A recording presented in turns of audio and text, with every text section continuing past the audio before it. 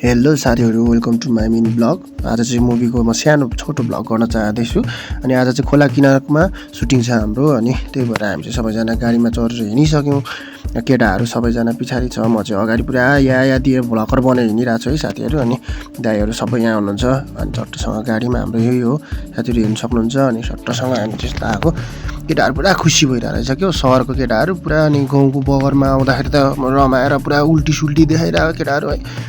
तँलाई मात्रै आउँछ कान्छा, मलाई आउँछ नि त या देखाइदिएको मैले।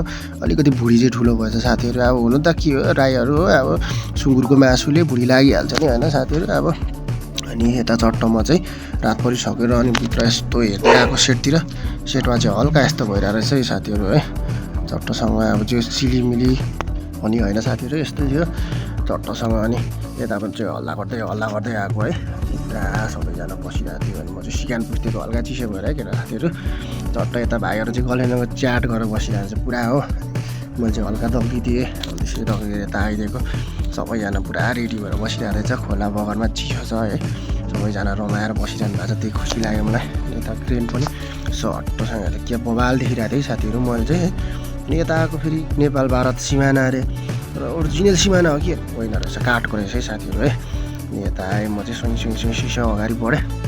अनि यहाँनिर गुरुबाहरू पुरा याद दिइरहनु भएको थियो।